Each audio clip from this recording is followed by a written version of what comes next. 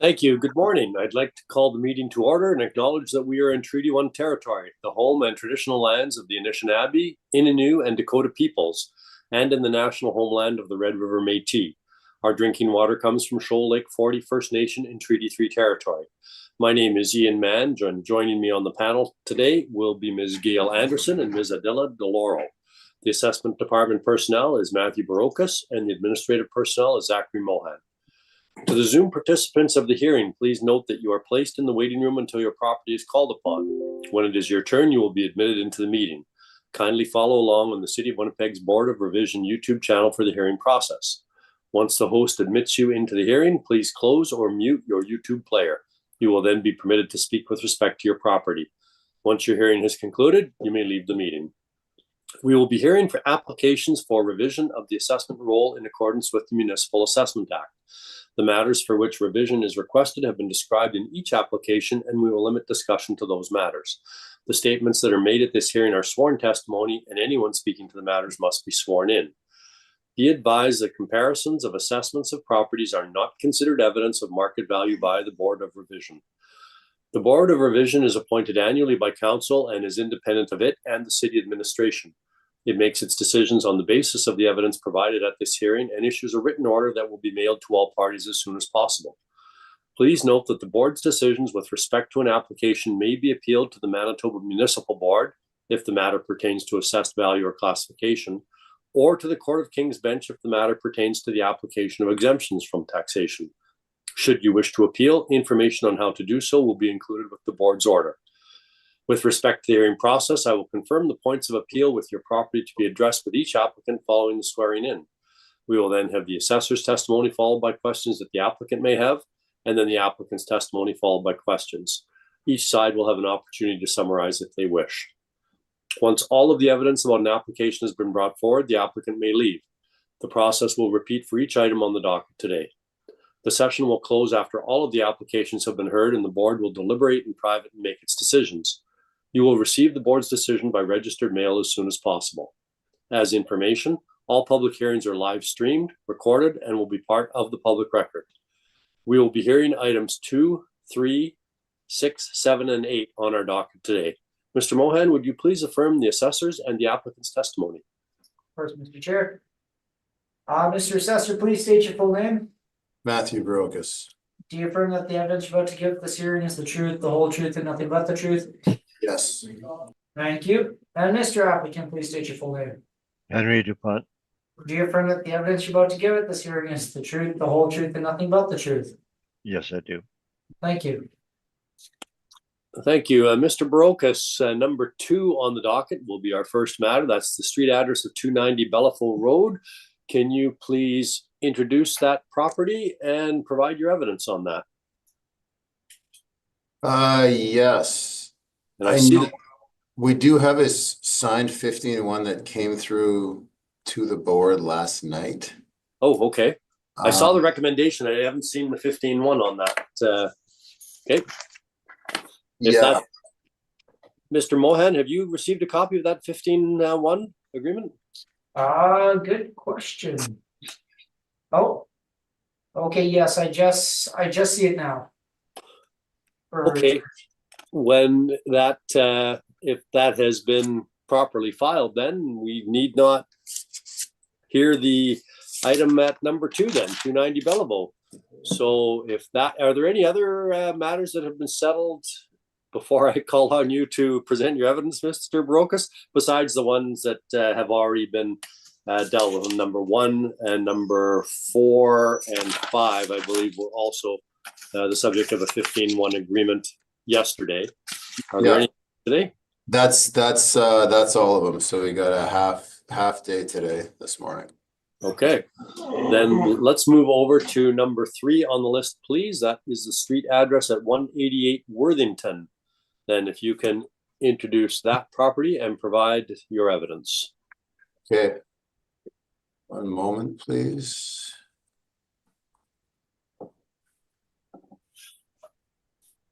All right. File 24-3598 188 Worthington. Roll number 0802108 1000. Riverside Lines not-for-profit housing.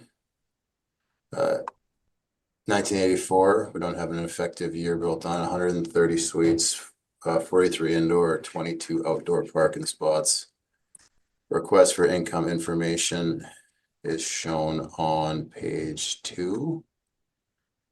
On page 3 shows the model workup, 92 one-bedroom, 32 two-bedroom, 103. Total units, average monthly rent per unit, 1,120 and 39 cents. 45% expense ratio, 5.6 cap, 16,530 is the rounded value. The comparables are found here on page 4. And before I go a little further, sorry, I thought we were starting with another file before this. I had it marked down wrong. Just That's fine. checking.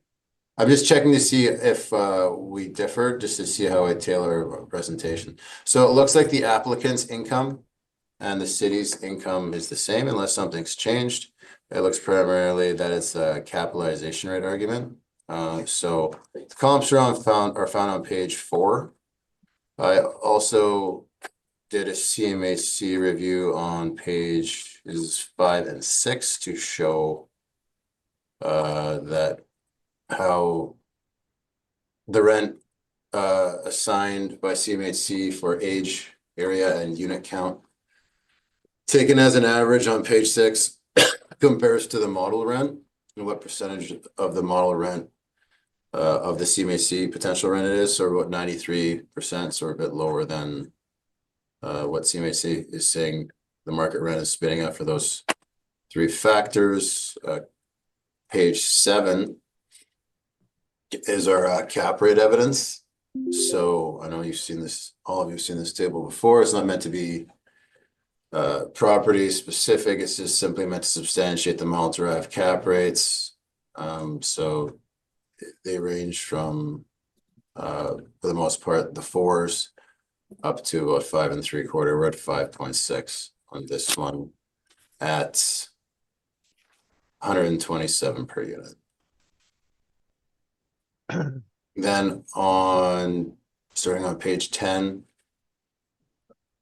sorry, there was just a couple permits. In 2016, on page 11, you can see they constructed a covered stage at the corner of an existing seniors building. That's not really something that's going to push the income. There's some interior alterations on page 12 to include enlarging existing dispensing kitchen on main floor, work up to demolish existing storage closets and accommodate the renovations. Again, it's not something that would push the income. So on page 13, you can see some of the programs that are intrinsic to the current use of the building. So they have like a woodworking shop, a hair salon, a library, a cafe. It's like a seniors housing property. So we're not looking at it as seniors housing property. We're not using the income in place, which can be found on page 14. We're looking at what it would, what it would go for if someone was to take this property and sell it as an apartment and try to make as much money as possible off of it. So that's why we just go with the market for the rent and the other factors. So I don't have any interior pictures, but the exterior pictures are found on pages 15 and 16. That's my evidence. Thank you. Thank you, Mr. Brokus. Mr. Dupont, questions? So what did the suites have for appliances? Sorry, say it again. What do the suites have for appliances? I don't know. I don't have the interior of the suites. I don't have photographs of that. So when you see amenities and services on page 12, does it show there what they have? Let me see. On page 12. 1213, sorry. 15. Tenant lounges, visitor parking, garbage on floor, cover, pump insurance.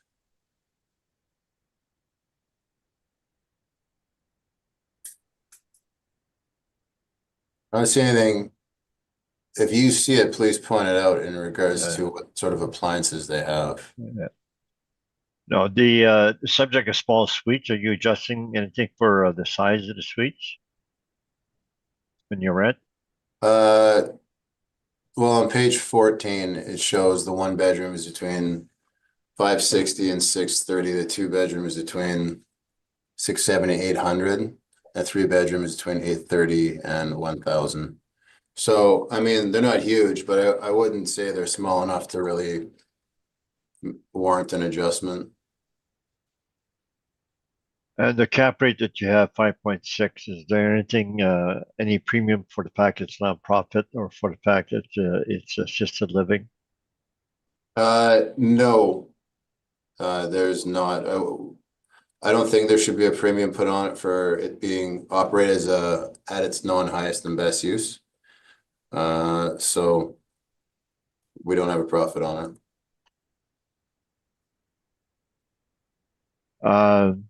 You're familiar with 355 Sutton, where the board gave a premium for social housing? 355 Sutton, yeah. Yeah, that was I don't understand that decision. So what happened at 355 Sutton, I'm actually glad you brought this up. We can finally talk about it, is that Altus was arguing at the municipal board that there should be a premium put on a social housing property because it's social housing. Now, a social housing property is being operated at a non-highest and best use method. That's why we don't use the income. That's why we don't use the expenses on it. So anyone looking at this property is going to be looking at a not-for-profit property in the matter of how much money can I make off of it. Now that those low-income people aren't in there, not being subsidized, they can't make the rent. They're gone. So you can't ignore the rent, ignore the expenses, and then say, oh, well, it used to be a not-for-profit, but it's not anymore, and then we're going to boost the cap. That's no different than me buying a sixplex, filling it with my friends, only charging them $200 a month. 3 years later, I decide I'm going to sell it. What am I going to sell it for? It's not going to go for $200 a month. They're not going to look at my expenses, and I'm not going to put a premium on the cap rate because it used to be run at a loss.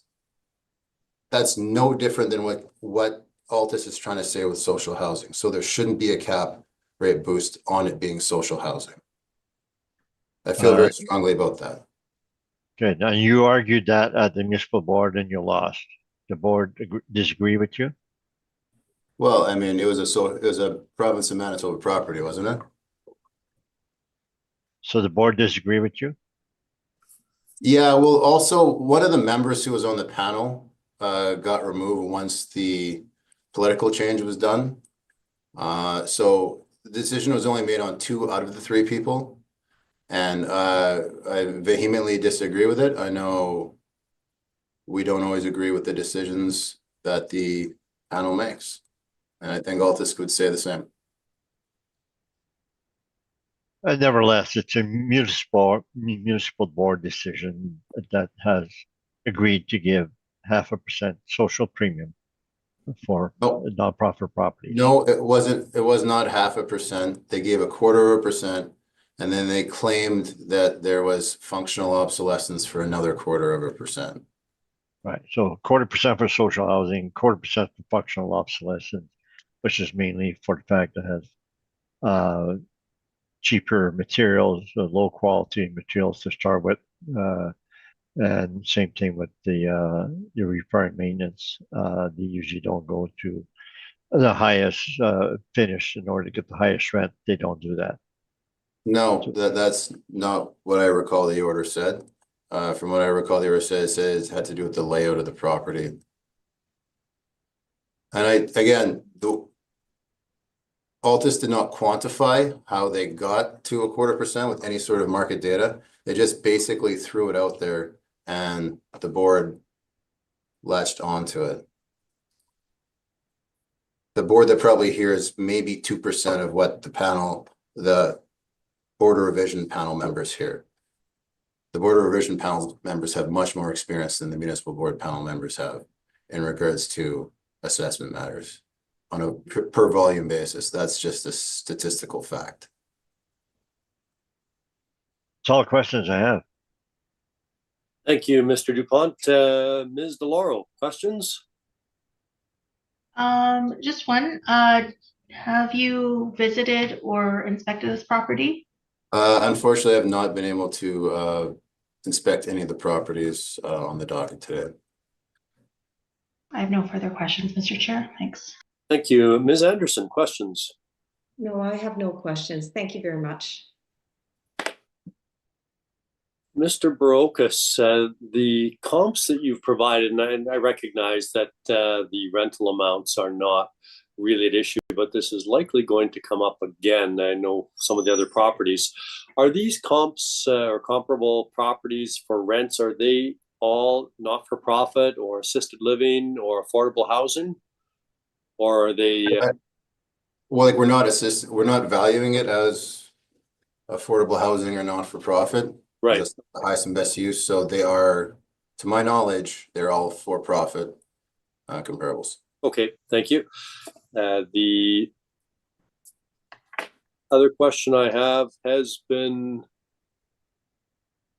just want to confirm one thing. There was something on page 14 that made me, that I had a note on. Yes, looking at the rental amounts, immediately below the rental amounts and the sizes of the 1-bedroom, 2-bedroom, and 3-bedroom, it indicates the current wait list is 1 to 3 years. Are you aware whether that's for the 1-bedroom or the 2-bedroom or the 3-bedroom, or is it all just a generic or general statement that there's a 1 to 3 year wait list to access or get an apartment in this property?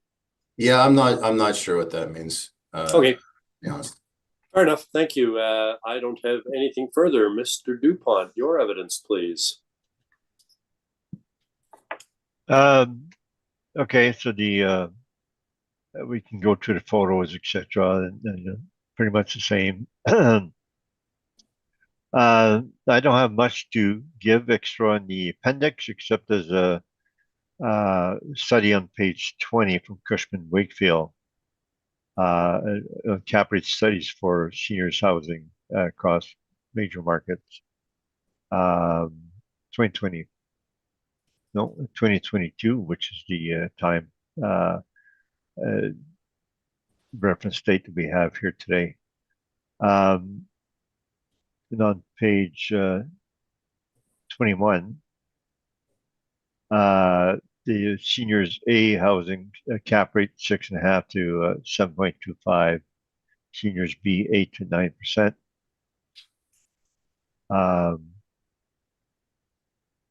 So there's an extra risk with the seniors housing, mainly because what they're operating here is a business. And if the business fails, and you don't have the dining room, etc., and the kitchens to supply to the tenants, they will not be able to get those rents that they have that they're getting. So that would be the way it's built. They're dependent upon having those extra services in order to be able to rent out. So it should warrant a premium for the fact it's social housing and for the fact it's running a business in there. So at page 17, you'll see that we agree with everything the assessor has except for cap rate. So we agree with their rents, expenses, etc. Expenses can be on the low side, 45%. But we did not do any site-specific. You'll see the 2 years we have, 2020 and 2022, are operating at higher expense ratio, 60%, 69%. So 45% is on the low side. It should be closer to 50%. Nevertheless, we did not disputed, but it should be part of your deliberations. We're asking that you give 0.4% above the city's cap rate. And part of that is what we're showing on page 15. Sort of properties built 1984, and then the page 15. The cap rates we have for Altus is 5.5 to 6.25 for that age group. And then we other comments. It says that seniors housing, social rooms, services, meals, laundry, etc. Parking is only 50% or 55%. Other comments below the table, it says the property was purpose-built as seniors independent living housing, therefore was not constructed based on the same market factors that a standard apartment would be. Property has an excess of common area made based on its current use, which would be viewed by the market as a typical and inferior. Is also connected to the adjacent assisted living at 180 Warrington, giving it an institutional appearance design. These factors would be a form of incurable functional obsolescence for the property. And then we say to see the seniors reports. So we do have a cap rate study, but in this particular case, we agree with the base cap rate that the assessor has. So it's simply a matter of allowing for a cap rate premium in this case. Thank you. Thank you. Mr. Barocas, questions? Yes, please. On page 21,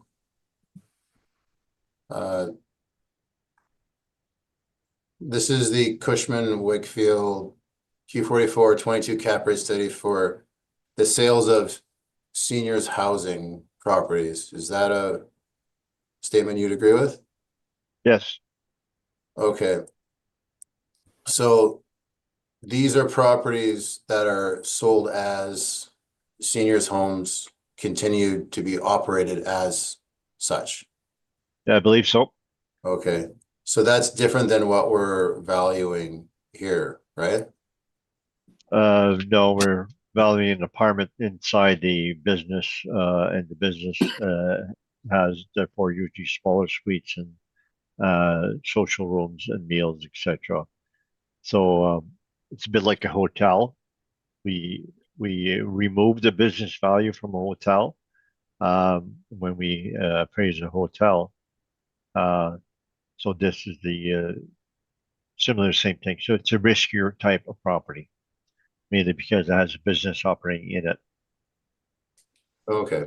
And so then the calculation of these cap rates, they would have included the income presumably from the business, the meals, the nursing aspect, the other services that are often intrinsic to this type of property. Yes, the 8 to 9% cap rate would be based on the whole thing is operating as a business. Right. And so I'm agreeing that we should not be applying 8 to 9%. I'm just saying that it presents an extra risk for the subject because it's a business operating in this building, and if we're valuing it without a building, it's not built for as an apartment. So therefore, that gives it the problem.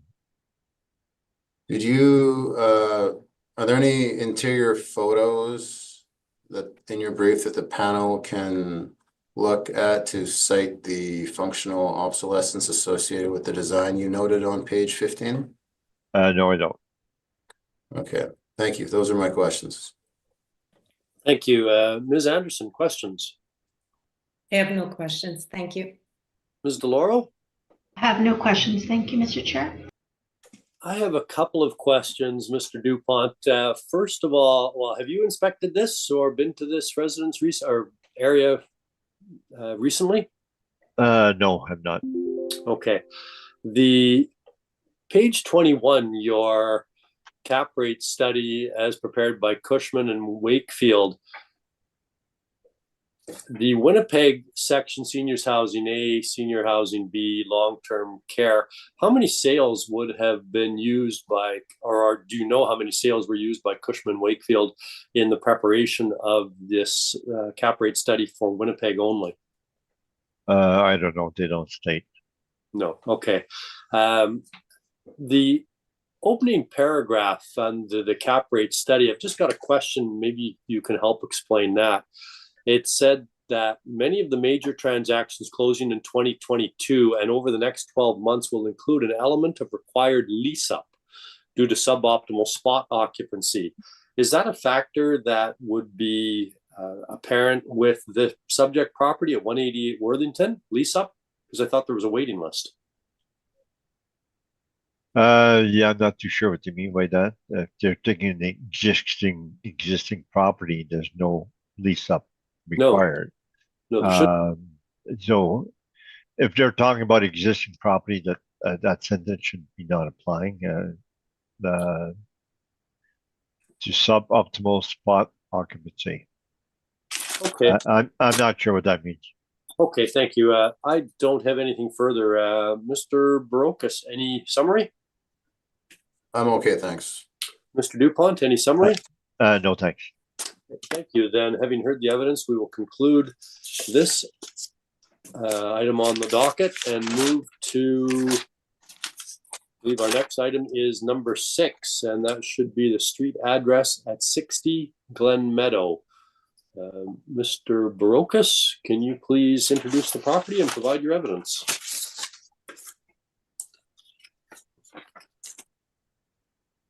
One moment here. Seem to be a bit out of order.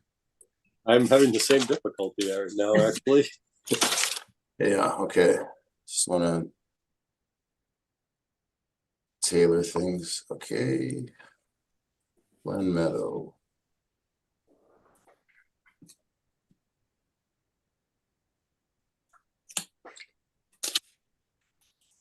All right, I am good to go. Thank Okay. you. File 24-1786, roll number 0802125140060 Glen Meadow Street. 3 buildings, 3 stories, 1976, 99 suites, 70 outdoor parking spots. Page 2 shows a request for income information. It looks like there was a sale in 2018. I did not look into that, so I cannot confirm any details about it. Should have looked into it. Apologize for that.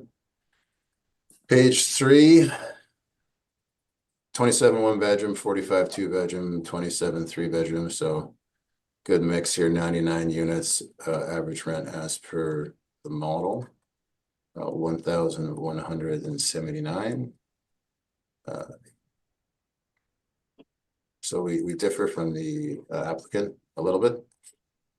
Better NOIs, kind of close, but I'll keep going here. So that we have a 46.5% expense ratio, 5.6 cap rate, 12,000,009 on the rounded market value. Market value per suite is 130,404. Rent comps here on page 4. So for the most part, they're a mix of 1, 2, and 3. The subject properties rent as per the model falls within the range. It's low income housing again, so I did the CMHC review on it. We're 86% of the average of the combined factors available for analysis. The model rent is 86.72%. That's found on page 6. The source table of the data is found on page 7. Cap rate stuff on 8 and 9. And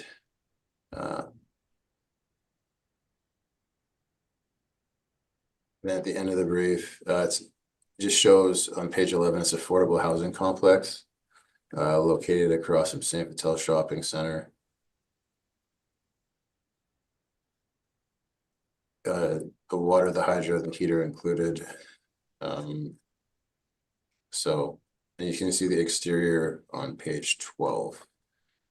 I don't have interior photographs. That's my evidence. Thank you. Thank you. Mr. Dupont, questions? The rents on page 4. Did you choose those comparables yourself? I did, yes, from the system.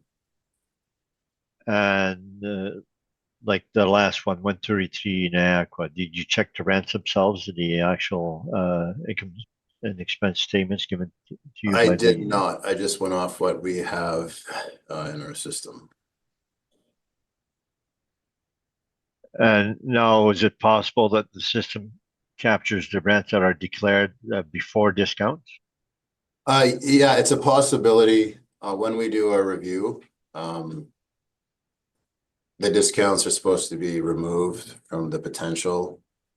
And then once that's done, you have like the real potential. Yeah. If that was missed, then that rent for Nyakoa would have been inflated. I'd have to do a review on that to confirm if that is the case. Okay, the first two property, 130 Belleville and 88 Eric, are side by side. They both run by Quality Management. Is that correct? I'm not sure the details in regards to the management setup of it. Do you know if they're maintaining these properties well and then have a normal repair and maintenance? Well, we don't have an effective age placed on them. Looking at the rental amounts in consideration with the spectrum of unit types, seems as though the rent is typical, not renovated, but probably kept up in good condition.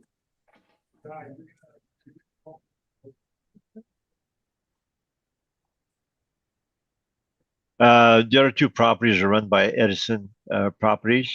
So would you agree they maintain the properties quite well? I haven't seen any that are like in bad condition. Usually they keep up with them pretty good. Do you know the level of repair maintenance there is for those two comparables? I do not. And the subject's repair maintenance was $657 per suite for 2022. Would you agree that's a low amount of repair maintenance? That would be low, yes. The prior year I didn't do the calculation, but it was still below 1,000. So would you agree that with the low repair maintenance this property is getting is probably not as good condition as those comparables? Either that or it's just been fixed up. Okay. So you tend to agree then that it's kind of low, unless it's been fixed up after the reference date.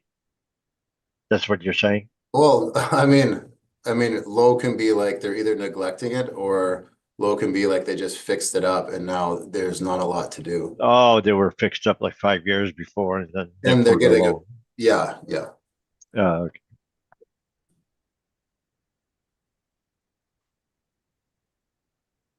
There again, the cap rate that you have is 5.6. That's your base cap rate. There's nothing given there for premium for the fact it's social housing. That's correct. That's all questions I have. Thank you. Ms. Anderson, questions? My only question is in regards to the parking stalls, so 70 outdoor parking stalls. So is it safe to assume that the income from the parking stalls is projected within the average monthly rent?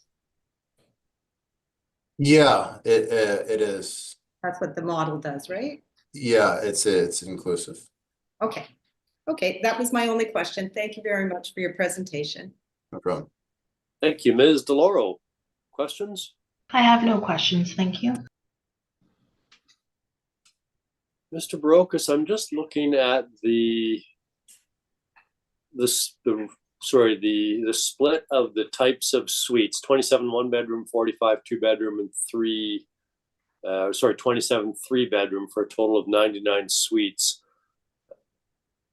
Is there anything in the presentation or in your brief that looks at the size there, talks about the sizes of the suites, square footage? I couldn't find it, but I might not have looked in the right spot. Yeah, I don't know. The best clue we have is the gross floor area per unit, Right. which is about 1,000, but that would also include like hallways. This And type of building typically, like just like looking at it, it's just got like a hallway that goes down the middle and they got suites on either side. So I don't think there's a big common area component. Okay.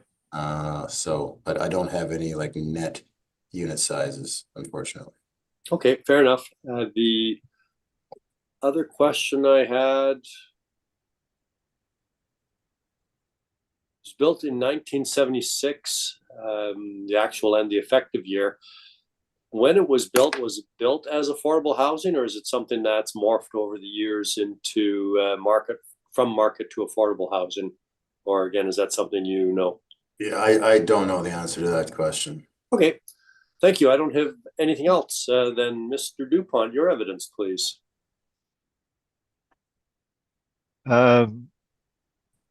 Okay, so you can look at the photos and the maps, the property. The maps, I guess, on page 6 and 7, and the photos. You'll see the map or the photos. It's not clear whether all the suites have air conditioning. There's a few air conditioning in the windows. It appears that they may all have air conditioning in the windows, but it doesn't have any balconies, and I believe most of the comparables that the session has balconies. So they're fairly plain buildings, built without the balconies and without central air because they have windows air conditioning.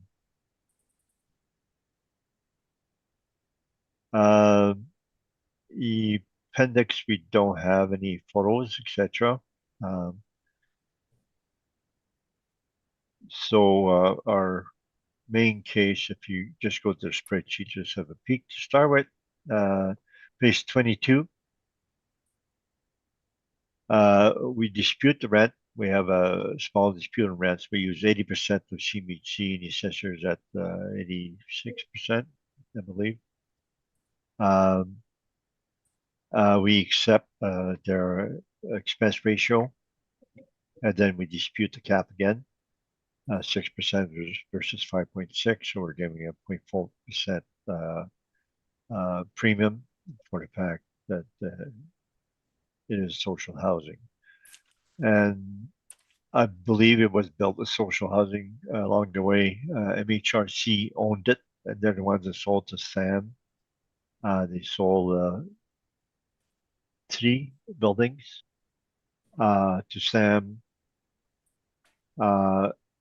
And it was done by forgivable loans and other stuff like that. So we cannot rely on those particular sales because they did it in that particular way. So it's not really a market sales. It's MHRC trying to see if other management other than themselves could operate them differently. So page 22, the repair maintenance was 58,000, and the suite number is 59, and 65,000 for 2022. So that's about 656 per suite. The reserves are absolutely none in 2022, so they are 66. But the reserve for line 29 for 2020, they had some reserves expenditures. So that would make it closer to $1,000 repair maintenance, but either one is very low. Also, I forgot, I wanted to give verbal rebuttal to the assessor's report on their rents. If you'll allow me to do that after this. Okay, once your presentation has been made, then we've had a chance to ask questions. Then you can provide your rebuttal, Mr. Dupont. So please continue the presentation. Okay, so once page 22, once we apply 6% cap rate to our income, we get the value 11,543,000 versus the assessor 12,909,000. We can move up to the cap rate page 20. Built 1976, base cap rate starts at 5.5 above from the Altus cap rate study. The assessor's at 5.6, so there's no basically any disagreement to the base. Social housing, no amenities. It's very plain, no balconies. It's your built-in quality of income. It's low income tenancy, condition below average, inferior. The stalls, there's only 70% of parking, which is all permanent features, which should all be built into the cap rates also. So as well as being social housing, it has some negative features. So that's all part of the 0.4% cap rate premium. And then the appendix, we do have the statements on page 26. They have a breakdown of the repair maintenance there. And 26, 27. But they're not much. Then after that, we have the municipal board decisions that I had in the past, where the board was giving about a 0.5% premium that are shown. That's our page 31. And then there's a bunch of articles saying they have low income, they don't have enough money because if they have negative cash flow, they don't have an income to put on repair maintenance, so they have low quality repair maintenance, and they're always looking for the government for handouts so they can maintain the properties. That's part of the low income. So those particular decisions and reasons give the support to 0.5% premium. So back to page 22, I forgot to show you the income that it has, the line 11, they have subsidies, 642,589. So they have to get these amount of subsidies to make it work to the actual rents they're getting. Well, line 8, it was 578, then it dropped to 188 subsequent year in 2022. So they got really, really low rents then. So they they need a lot of subsidies in order to get those rents or that income that it has. That's my report. Thank you. And I have the cap rate rebuttal. The rebuttal to the assessor's report. Thank you. Mr. Brokus, questions? Yes. Have you inspected the interior of this property? No, I have not. So the rents you opted to go with were 80% of CMHC, is that correct? Yes. So how did you make that determination at 80% if you hadn't inspected the property? Because most of the MHRC properties we've had this year, the assessor's income was usually around 72 to 75% of CMHC rents. And this one was higher, 86% or so. And so we just know it's lower than what the assessment department normally has. Your rents are higher than normal. So we went to 80%, which is still reasonable, relative to the assessor giving 72, 75% for that age group on other properties for MHRC. Are these units, is there like a size issue with these units? Because it looks like a normal apartment to me. Are you aware of any size issue? No, I don't think so. They have 1,000 square feet GFA would have 2 and 3 bedroom units, and therefore to that's the reason they have the 1,000, but 4 2 and 3 bedrooms would be in the small side compared to the market, I would believe. Okay, and then this property's got 70 outdoor parking spots. I noticed you didn't add like a market rate, like, I don't know, like $30 a month for the spots. Wouldn't that be something that ought to be included as a potential source of revenue for like someone looking to buy this to make money? Like they probably wouldn't be giving the parking away at rents 80% of CMHC. Would that be a fair comment? We did the same way as the assessor does. They assume the parking comes part of the income, so we go 80% of CMHC. We're doing what the assessor's city does for similar properties with no extra parking income.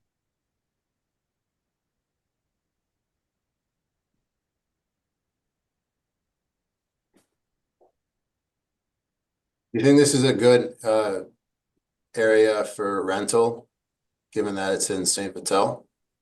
The location is good, yep. Yeah.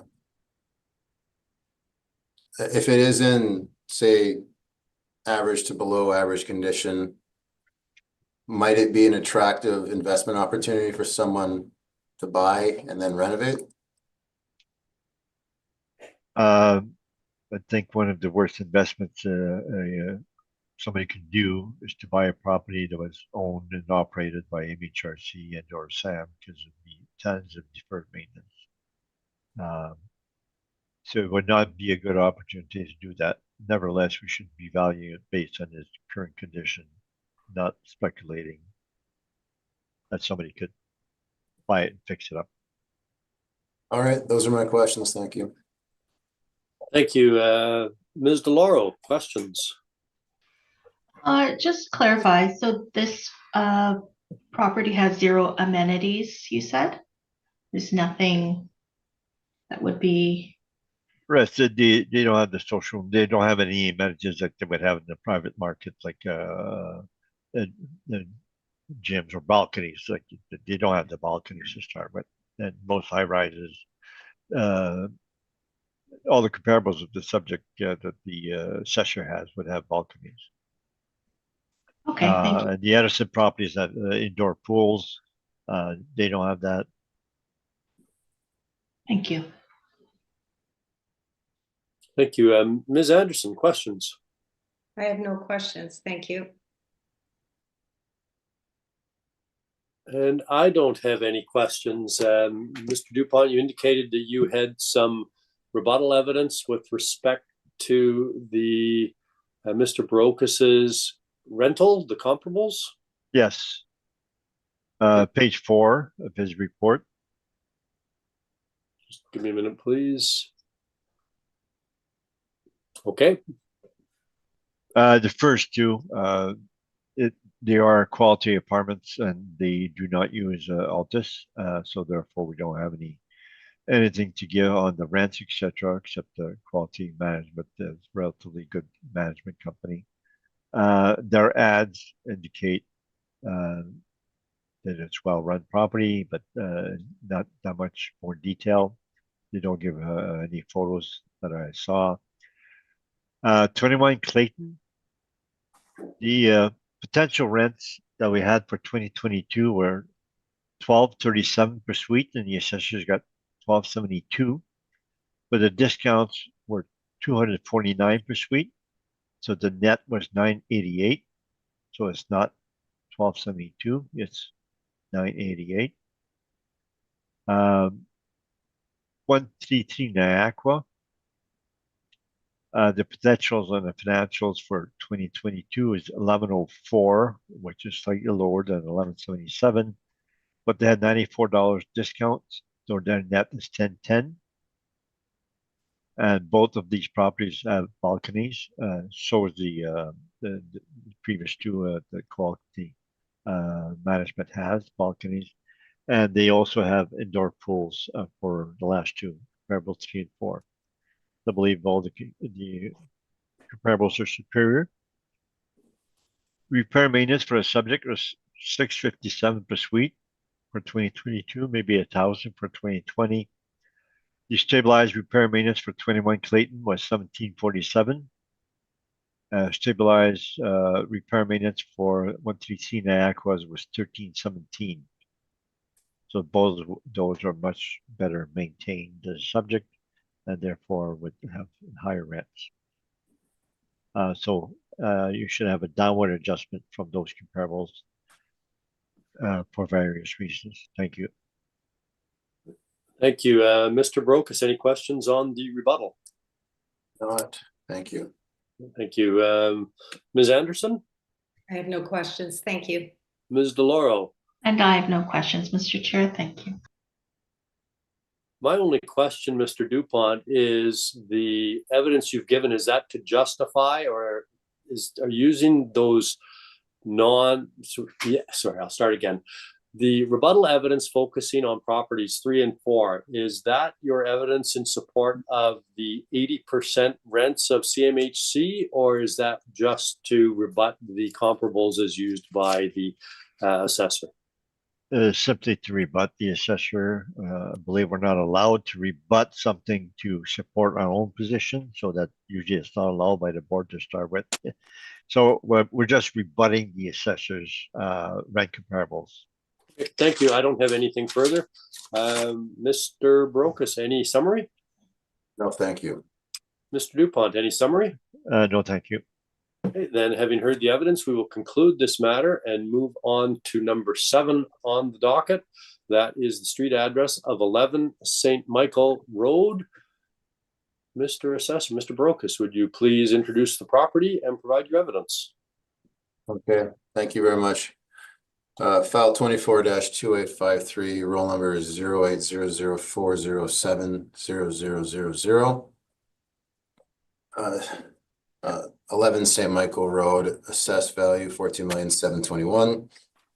1968, 1978 effective age on it, 90 suites, 98 outdoor parking spots. I got a recommendation on the property. We go to page 5 for the calculations. So got an effective gross income now of $1,371,399. Looking at the actuals in place, because when I compared them to what we had, we were a bit high.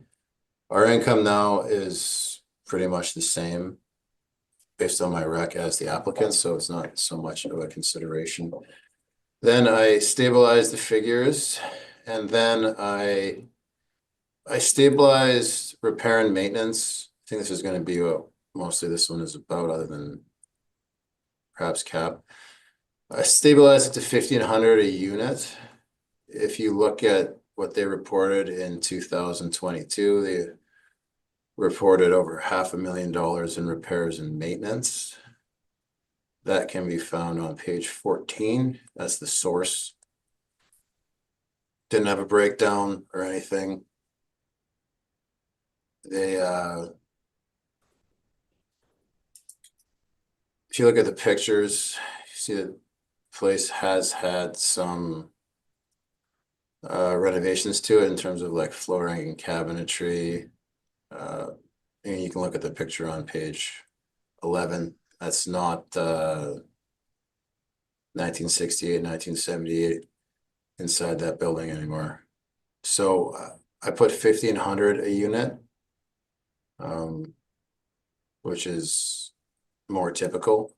Could even be a bit on the high side, but still I erred on the side of caution, not knocking down the R&M too much. And then I just used the rest of the income and expenses. Stabilizing them is typically what, as you can see, the last column notes on the right hand side. So my rec is 14,322,000. I'll pause there and then I can keep going. Thank you. Mr. Dupont, have you had an opportunity to see the recommendation and consider it? I just saw it now.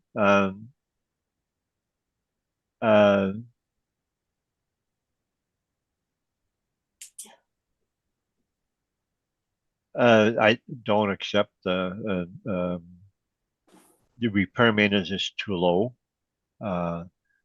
If we would bring up his repair maintenance to mine, I would accept the 5.5 cap rate. Oh. I don't know if I can make an offer like that here. Well, I don't think we're going to get into negotiating like that right now. Mr. Brokus, if you can proceed, please, although the concession of a 5.5% cap rate is appreciated. Mr. DuPont, if you could please proceed, Mr. Brokus. Yeah, for sure. So we got a split of 56 1-bedroom, 34 2-bedrooms. So my rec calculations, you can see are on page 5. Cap rate stuff on 6 and 7. There's a, sorry. It's permit taken out on in page 9 in August of 2023, include the removal and replacement of beams and guardrails, waterproofing installation of concrete swales, repair of precast hollow core slab on balconies, localized repair of face brick masonry wall. But that's post-reference, Mr. Brokus. The physical, we're looking at the physical of January 1st. Yes, sorry. Yes, that's correct. Yes. Yeah. Okay. Yeah, so that was, they took out a permit for 1.3 million. So some exterior work looks like they're tending to. You got the pictures on page, starting on page 10.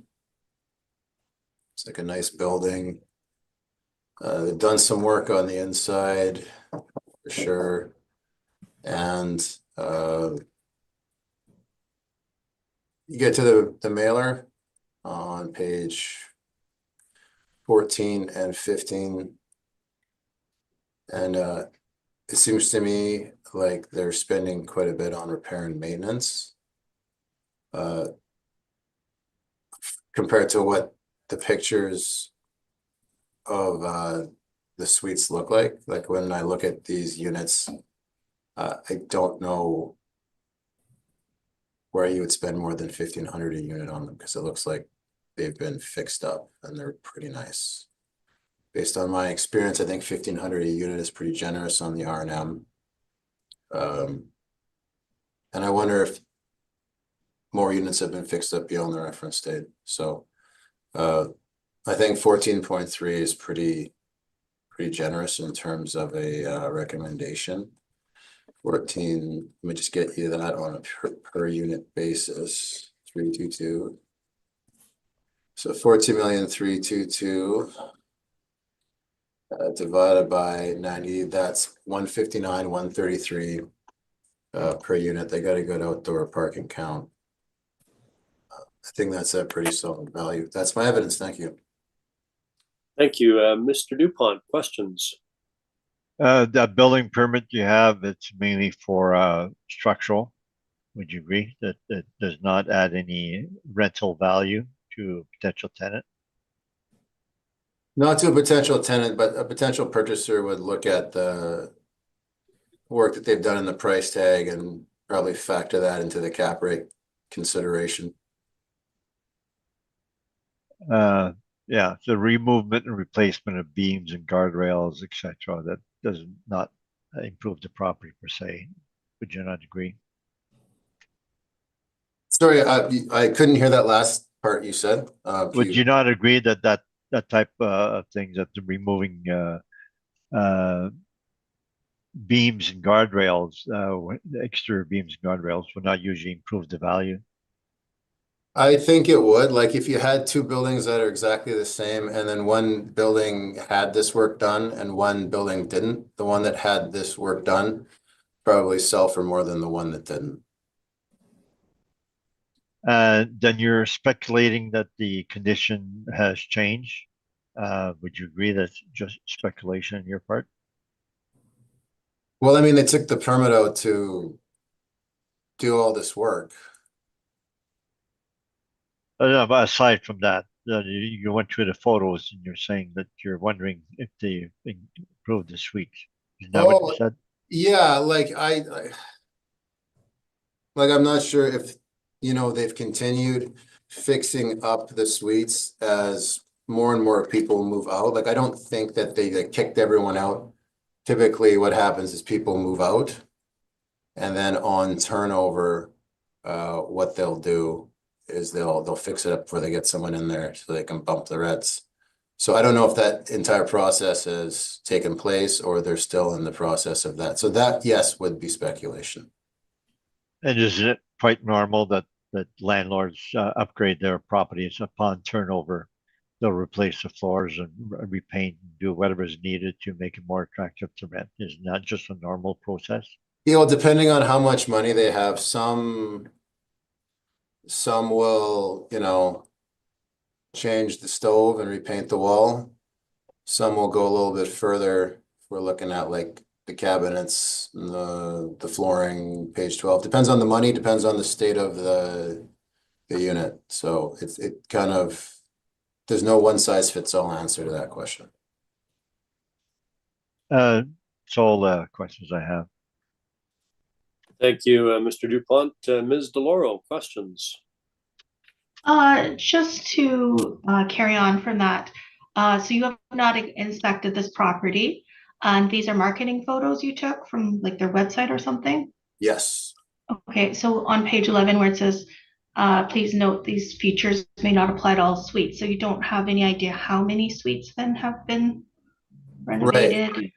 I don't know how many are done, but I would, if this is something that they've been doing as people turn over, then there's probably more done physically January 1st, 2025 than there was end of year 2022 as reflected on the income and expense statement. Okay, thank you.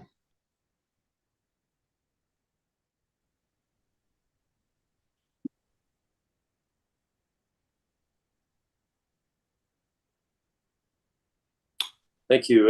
Ms. Anderson, questions? Well, my questions have been asked and answered. Thank you. Thank you. Mr. Barocas, my question is with respect to the repairs and maintenance. I'm looking at your page 5, and the amounts for 2020 and 2021 are 273 to 292, so call it about an average of $281,000. Then it jumps to the $557,000. The stabilized amount you have at $135,000, which is $1,500 per unit. Right. My first question is, how did you select $1,500 per unit? Where did that come from? Yeah, that's just based on my experience working in this section and reviewing income and expense mailers and comparing them in tandem to what a building would operate at, looking at the state that it's in. Say like an average of 280,000 on the repair and maintenance, that's over 3,000 per unit. So when you don't have a breakdown, like the city didn't have a breakdown, you see repair and maintenance this high, and it's almost always that there are like capital repairs or improvements beyond just maintaining the suite and the rents that are in place. So like the other panel member had pointed out, some of these features may not apply to all suites. So some of these features they may be more original and someone's in there and they haven't left yet. So maybe they're gonna fix that one up, maybe they're not. I do know that 1,500 a unit is pretty generous based on the condition of the photographs I've seen. And if there are units that are unfinished, then I think on balance 1,500 a unit is quite fair based on my experience. Okay, thank you. That I think deals with my other questions, which were the $3,000 a month or $3,100 a month, and then in 2022, almost $6,000 a month, and your comments on that. But I think I've got that evidence, and I don't have anything further. Mr. Dupont, please, your evidence. Okay, so I think we've been through the photos and of the property, etc. I have some of the photos here also and the brief. And the cap rate we're using 5.75, but I would agree to 5.5. So therefore, I'm changing my value there. So I have to do some calculations. 737.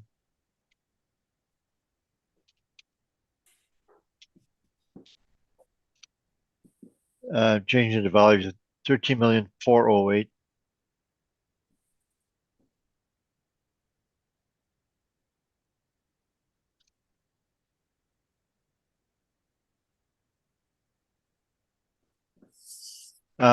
So with Matt's workup, line 13, he had 1371, so we're basically the same on DGI.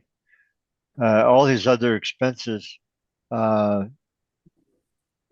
were a bit higher. I think it took his repair maintenance versus mine, and other expenses are a bit higher. So our only difference is the repair maintenance. So that page 18. So when Matt did his report, he did not have all this data. We get that from general ledgers. And therefore, Matt does not have that when he's doing a report for the board. Then he goes and he does a low ball because he doesn't know what the breakdown is. I found that if I, after exchange the report, that's when we can settle with Matt after he knows all this, but I presume that we then go through the process. I'm taking over from Farah, who is sick today. So if I would have known that, I would have tried to talk to Matt on this. And I believe the assessor, Matt himself, have accepted a lot higher than 1,500. 1,500 is just a low ball because he doesn't know the breakdown of the repair maintenance. So page 18, the repair maintenance we have there. If you look at the last line, excluding the CapEx and waste and snow, what they're spending per suite each of the years, 3,500, 3,000, 2,800, 33, 31. So this is very normal. That's what they're spending. So they upgrade the suites upon turnover.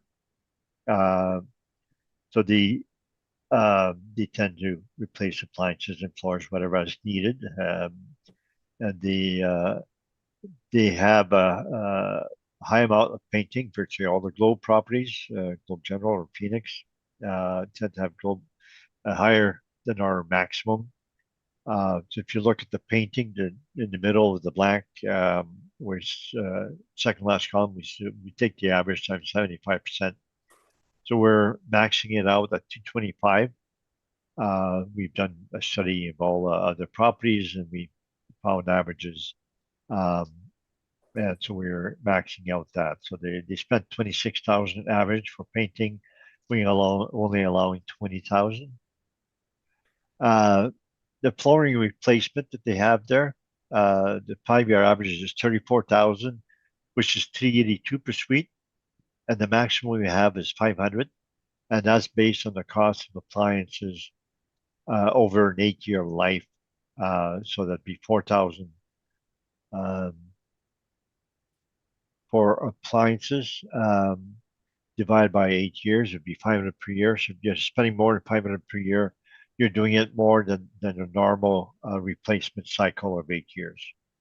No, that's a flooring, sorry. The 4,000 per year. The appliance would be closer to 500. We don't show it there, and they're only at 136 per suite. The counters and cupboards, they're doing that normal, almost 25,000 each and every year, and that's the average we use is 278 per suite. So we where we disallowed items are a bit different is the general building. We allow that 50% of actual. The painting, we max it out at 75% and 225. The plumbing, we allowed at 50%, and that isn't necessarily possibly too conservative. I myself would allow 100% on that. There's nothing wrong with having recurring expenses. And part of the plumbing is replacing the things that you have in the bathroom. HVAC mechanical, we disallowed 2022 because it's higher than other years. That makes sense. We disallowed it and then applied 50% on top of that. So we are cutting back a lot of the expenses. So when we have 22, 28 average, it's after a whole bunch of cutbacks that we have. So the rents that they have in this property is largely due to the fact that they're upgrading their suites as they have on an ongoing basis. If you go back to our page 17, the rents line 3 is $12.39 per suite for a building built 1968, 1978 effective age. The 12.39 is very high rents for that age group, and the only reason they're getting the high rent is because they have the high repair maintenance. So the 22.28 matches the rents. It also matches the vacancy. If they wouldn't put that much repair maintenance, would have higher vacancy. So that would be my report. So the value that we have with the 5.5 cap rate, 13,408,000. Thank you. Thank you. Questions, Mr. Barocas? Yeah, on page 18. So you removed a bunch of capital expenditures from the R&M calculation. Did you put any value on those capital expenditures still taking place? Like they didn't just, like the work didn't cease to exist. It was still done. Is that reflected in your cap rate adjustment, perhaps? No. They're spending that amount on a recurring basis.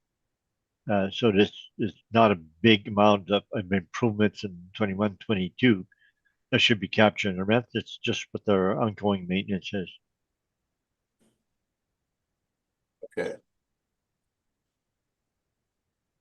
2,200 a unit for suites that are renovated with a building that's had a bunch of exterior work done.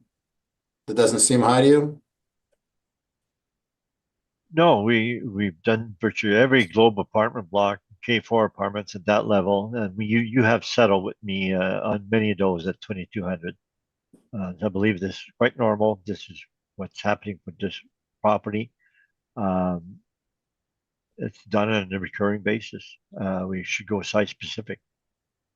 And when this properties have only 800 per suite repair maintenance, that's what we use because that matches the rents they're getting, matches the vacancy they're getting. And so this matches the rents and the vacancy that they're getting. If we went 1,500 suite like you did, they would not have the rents and they would not have the vacancy that they're actually getting. So you mentioned how I don't have the repair and maintenance breakdown. In order to verify your chart on page 18 for the panel and myself, did you include that source document in your submission today? No, we don't. It's hundreds of pages. We never do. But we have given it to the assessor for municipal boards or whatever they ask. In the past, have given some to you. And I believe they're up to 50 to 100 pages per year. So we went to municipal board on Courts of St. James, and I believe I give to the assessor about 300 pages of general ledgers.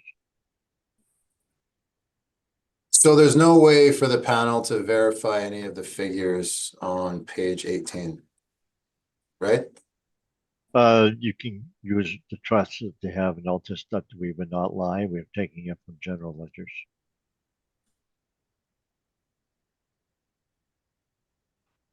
Those are my questions. Thank you. Ms. DeLauro, questions? I have no questions. Thank you, Mr. Chair.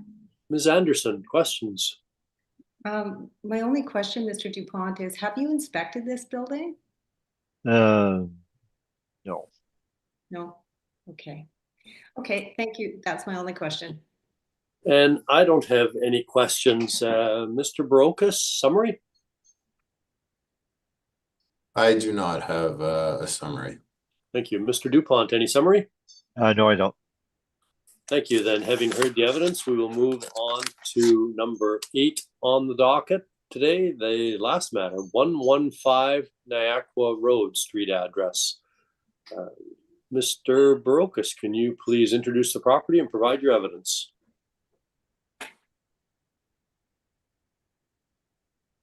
Yes, let me just pull it up here.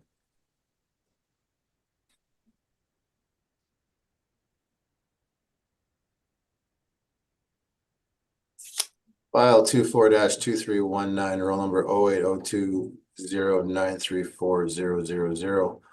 115 Niagara Road, 1977. We don't have an effective year built on file for this property. 98 suites, 126 outdoor parking spots. Page 3 shows 96 suites, 18 one bedroom, 78 2. 96 total average monthly rent, 1273.72, with a 44.5% expense ratio, 5.5 cap. Estimated market value 14,274,000. Market value per suite 148, 687. Got our comps here on page 5. I actually think glancing ahead for streamlining things that the applicant actually has higher income than we do. Cap rate evidence is on page 5 and 6. And then you see aerial shot on page 8. So high rise with balconies. Then some marketing photographs on page 9. You can see this property probably deserves an effective age when you're looking at the photographs on the inside. On page 10, looks like they've got new doors, repainted, they got flooring, they got some tiling in the bathroom, countertops. Kitchen looks real nice. Kind of self-explanatory. Self-explanatory there. There's also some photographs I found of some older units as well, where they didn't replace the kitchen and they didn't replace the flooring.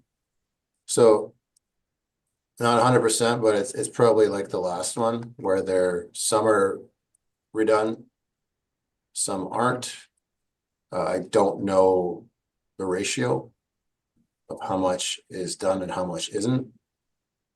But I do know looks like we could be a little low on the rent when we're looking at the applicant site-specific analysis. Page 15 shows the amenities that are nearby. Water, heat, and hydro are included in the rent. And then we've got this income statement, which is a lot of fun to read, you can tell. And it works out to on 98 suites. When I go to the repair and maintenance page, just the summary on page 16. And you're looking at the year-to-date actual. The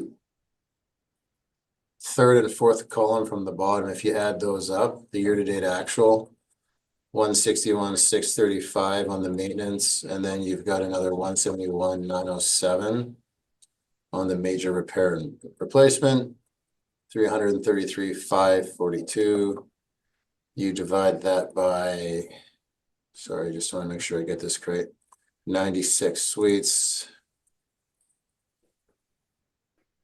3,474 units. So it looks like they're,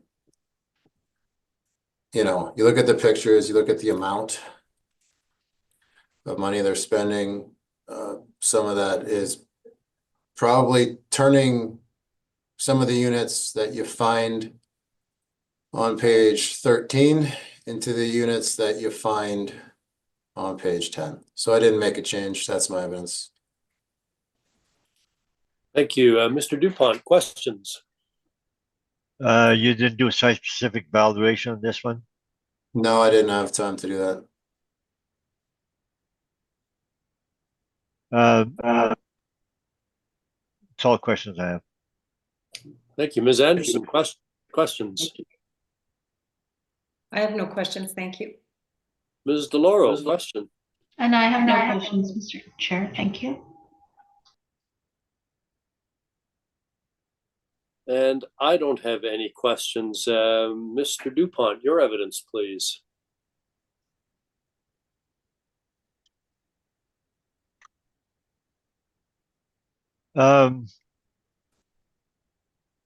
Page 17. We use 5 3/4 cap rate. I would use 5.5. So I would change my value to 12,783,000.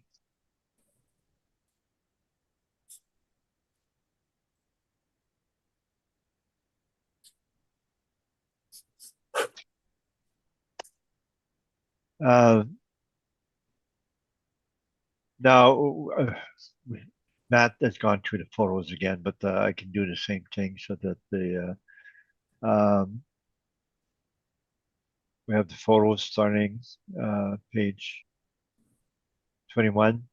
We have some of the rooms in the entrance, etc. Page 23, the bathroom. You have a little bit of ceramic tile there. We make it more modern, but it's just minor little tiles. They have some flooring change. The next photo is the regular old tiles we had there, page 24, in the bathroom and in the kitchen. It's redone kitchen. The cabinets are relatively plain, but they have a nice back splash. Page 25. That's the older finish there again. So the vinyl floors in the kitchen, the white appliances, carpeting in the living room. 25 bedroom carpeting, and then 26 they have the vinyl planks.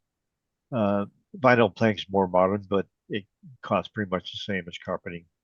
So it's not that big of a change. It's not as if they're going with luxury marble floors or anything like that. So that not all units are the same naturally.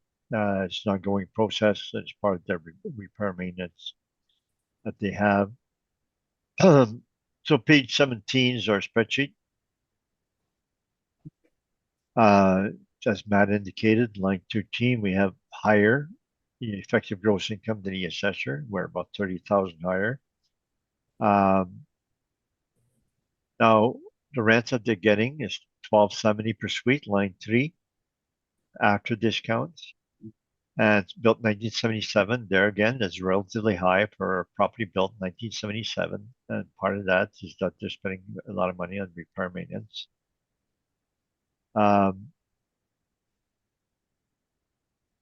So I think the most of the expenses where we've stabilized are done in a fairly normal manner. They're more on default. Certain items are 2022, like insurance, utilities, and taxes, and caretaker. The other units are averages for 3 years.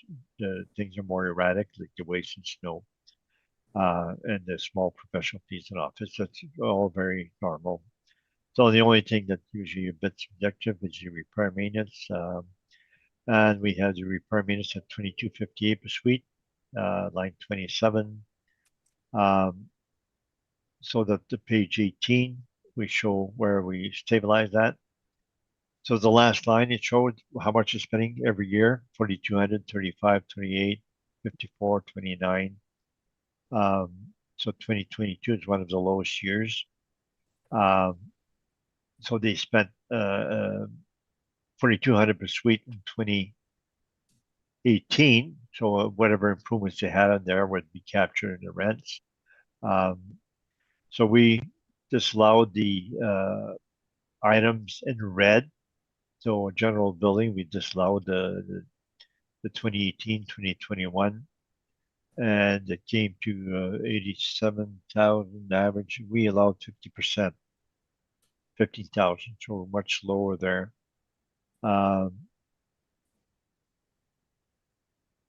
The painting, we disallowed the 1 year in 2021. The average is 26,000, so we got it down to 15,000. We disallowed the higher encounters in 2021. We went at the maximum at 300 per suite. That's what, 72% of the average, excluding the high year. The plumbing, we disallowed at 2 high years. And remaining RM, we also disallowed the 2 last high years. So I believe we've been quite generous in the way we have stabilized repair maintenance 2258, which is much lower than the actuals, mainly because we disallowed many items. So I believe the repair maintenance that we stabilized is quite reasonable, and certainly in relation to the rents that they're getting. To believe we have very little difference with the assessor and the income and expense except the repair maintenance. We now agree with the cap rate. So I believe it's down to the repair maintenance, which is done quite reasonable, and we have all the breakdown for all the items. That's my value. Thanks. Thank you. Mr. Barocas, questions? Yes. So just looking at the photographs on page 21, they did some renovations to the common areas as well and the lobby.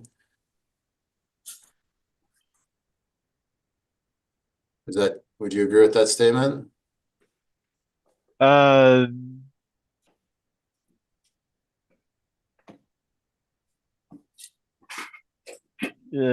they made that looks like the checkered carpeting. That looks like old school. That they have in the lobby. The carpeting that the walkway is kind of frayed carpeting. It's a nice lobby. I don't know if it's been redone recently. Okay. And I think you mentioned that they take some units and they renovate them over turnover, with tenant turnover. Would that be a fair statement? They're upgraded upon turnover, yes. Yeah. So is that a practice that's continued from December 22nd up to January 1st, 2025? Like it's ongoing? I would be surprised if it would be totally stopped. It's an ongoing thing. It's like every other apartment block that we have here. They're doing repair and maintenance on turnovers, and that's a normal feature. That's what they all do. And then would it be fair to say, if that's the case, that the income producing potential as reflected in the 2022 mailer wouldn't match the physical asset? Like there'd be more renovated suites that you command higher rents for January 1st, 2025. Would that not be true? It would be changing on a recurring basis. The assessors have agreed in the past, or they fought on municipal board, that we should not be adjusting the taxes, which were for the year after the year end, because the board said we value everything on the last year. We should not be doing any particular items on the subsequent year. So for years, we've been coming to municipal board using the income and expense for the 2 years prior. We never go to subsequent year. Okay. For minor changes. It's quite normal, and that it's I would agree to a change in fiscal if they spent a large amount of money in 21, 22, and then we could expect a high rent increase subsequent year. But if we're going normal, if it's normal, we would not.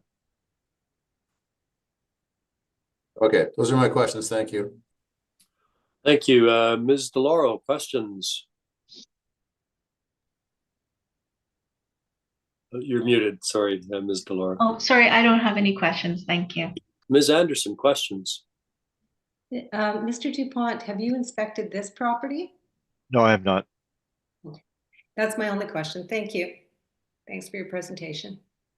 Thank you. Mr. Dupont, I have some questions with respect to your repairs and maintenance that have been outlined on page 18. Am I to understand that this recitation of numbers and application to various headings is taken from the general ledgers and prepared by someone at your office? No, it's all in the financials. This is Rancho, and the Matt has alluded to the fact they're hard to read, but it's all there. So if you go by page 31, 32, all those items and all our little notes in red, that's why we got that. So that is available to the assessment. That's part of the income and expense that they give to the city. So all these figures were available to the assessor prior to this hearing, Okay, unlike the previous property. Okay, your calculation of $2,258 per suite is based on the stabilized column that you've entered. Is that that's fair to say? Yes. Okay. Yeah. So we stabilize each individual item, and they add up to 2258. And you've been fairly diligent, or there's a lot of different headings there. There's from flooring replacement through painting, through fire and safety, pest control. There's a lot of separate headings there, right? That's correct. Yes. Okay. The highest stabilized per suite is counters, cupboards, and carpentry at $300 per suite. You see that? Yeah. Yes. Okay. Is that the renovation costs, or is that just general maintenance or upkeep? Or do you know? That's the replacement of counters and cupboards, so that you see all the years 16,000, 77, 61, 125, 45. So that it's part of what they're doing is that they're replacing the cupboard on an ongoing basis. And it was suggested virtually every property was built in the 70s with the old mahogany cupboards. The bricks, they're all gone. That most owners are replacing them with something maybe even plainer, the white cabinets in many cases. But it's relatively normal. Maybe they're a bit late to the game and replacing the cupboards because many other landlords have done that a long time ago. The second highest stabilized amount per suite at $284 per suite is the heading remaining repairs and maintenance. Just a generic remaining R&M, repairs and maintenance. And that's $284 a suite, right? Yes. That's like a slush fund. What encompasses, or what goes into that $284? It's the second highest heading.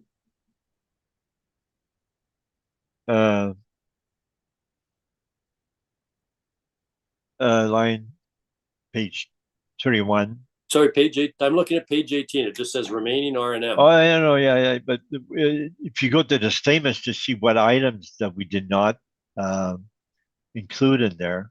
Okay, let me get to page 31 then. Okay, I'm there.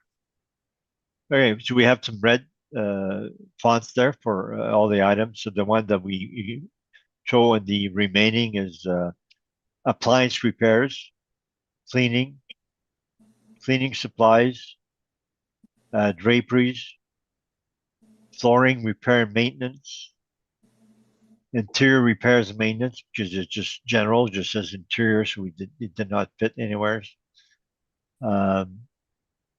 Recreation center, they spent $46 there, and security equipment.